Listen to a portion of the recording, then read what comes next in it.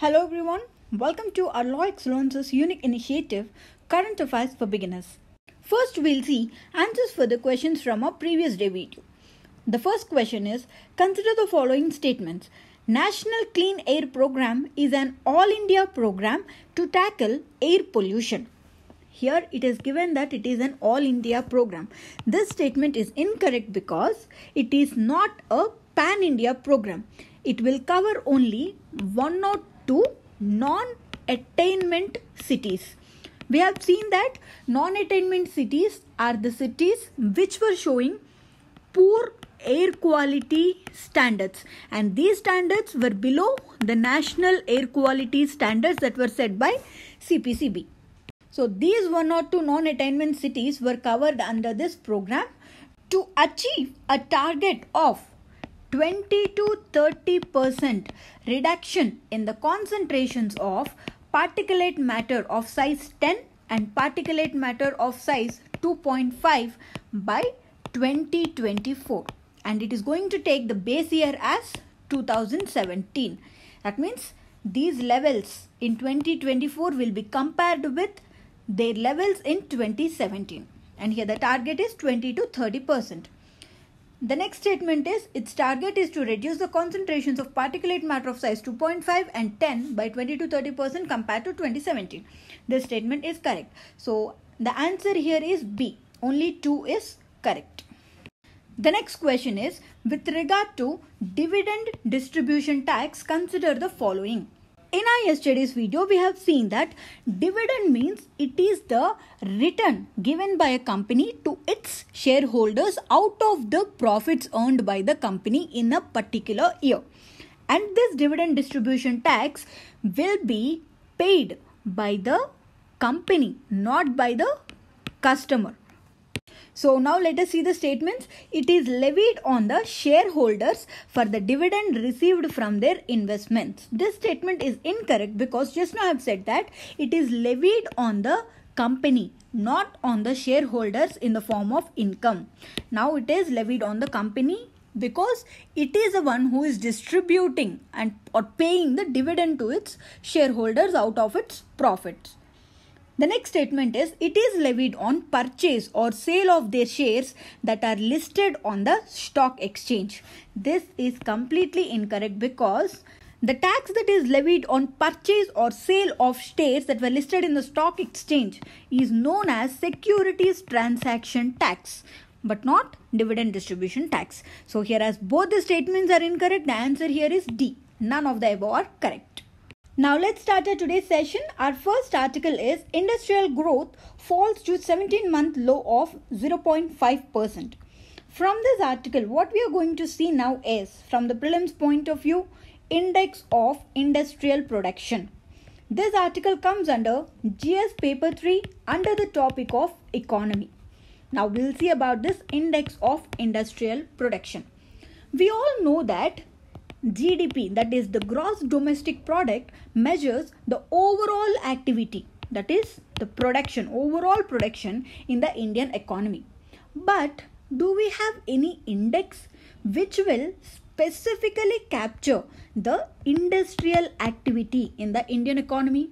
Yes, there is an index which will calculate only the industrial output. That index is known as Index of Industrial Production. What is this Index of Industrial Production? It is an index which helps us to understand the growth of various sectors in the Indian economy like mining, electricity and manufacturing. Who releases this index? This index is released by the Central Statistics Office under the Ministry of Statistics and Program Implementation, which is responsible for releasing this index and publishing it monthly once. And we know that to know the growth, how will we know it? By comparison. So we will compare the index of industrial production with a base year. The base year for this IIP in India is 2011 and 2012. So if we take that, the base year of the index is given a value of 100 and the current base year for IIP series is 2011 and 2012. So if the current, that means the present 2019's index is 180, that means there has been 80% of industrial growth compared to the base year 2011 and 12. The next article is views divided on vote on account option for the central government. This article comes under GS paper 2 under the topic of polity, and it also comes under GS paper 3 under the topic of economy. From this article, from the prelims point of view, we should know what is meant by this vote on account. Vote on account is a special provision given to the government to obtain the vote of parliament to withdraw the money when the budget for new financial year is not released, or if the elections are about to happen and if the caretaker government is in place. So to put it simply, the approval given by the parliament to withdraw a sum of money, certain sum of money from the consolidated fund of India is called vote on account. This vote on account represents the expenditure side of the government's budget. That is, the government will give estimate of the funds required during the first 3 to 4 months of the election financial year until a new government takes its place.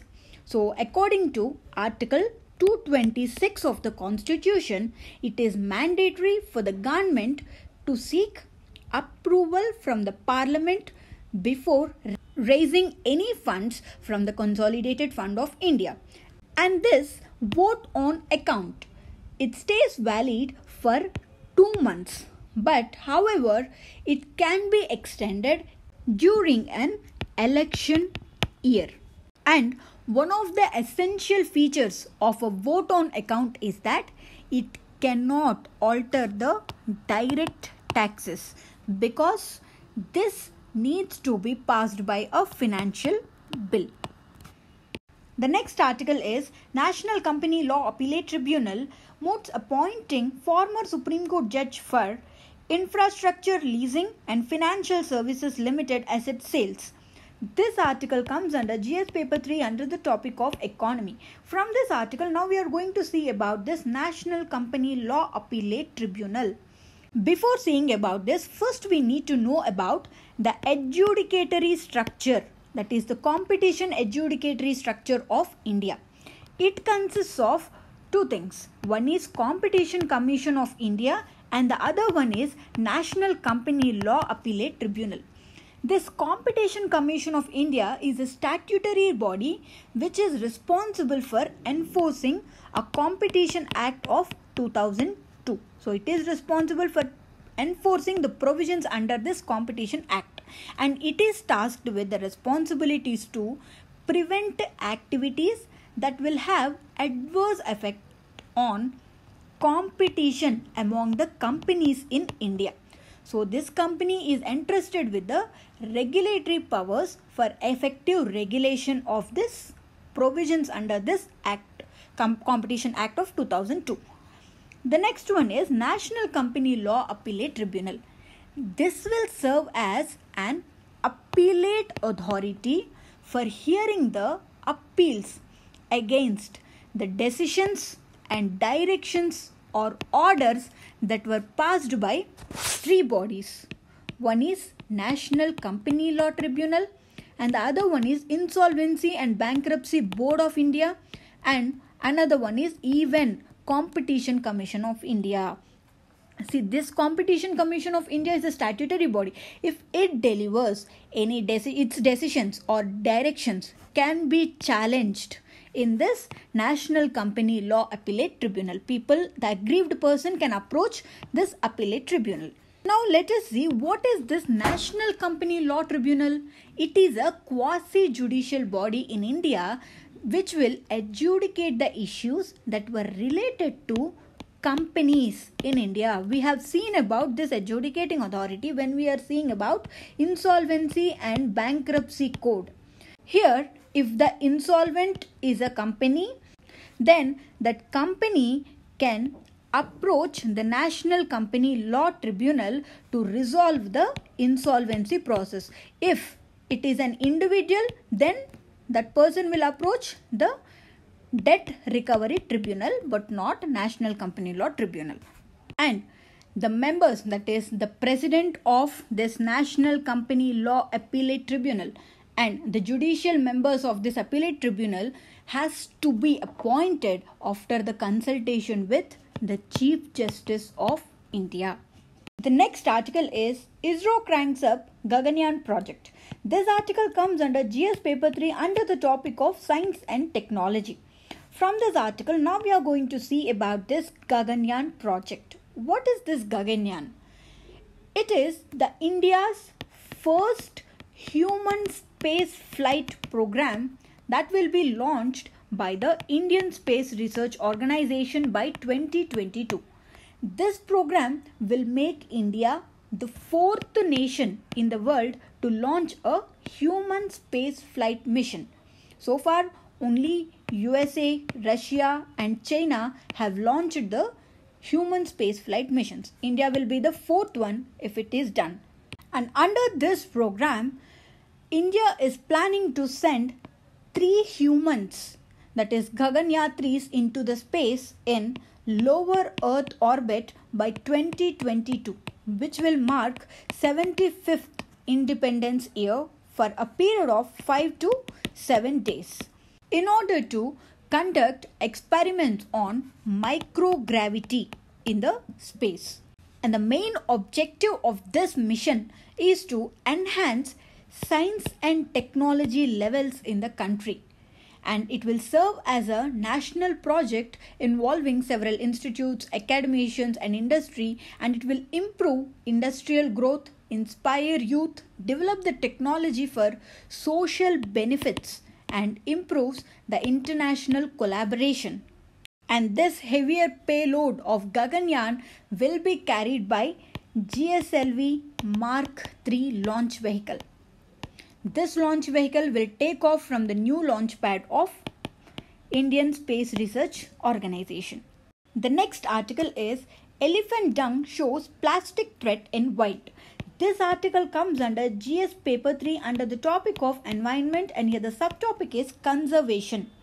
From this article, from the prelims point of view, we need to know about what is this Wildlife Trust of India, which is an Indian nature conservation organization which works to conserve wildlife and its habitat, and it will work for the welfare of individual wild animals.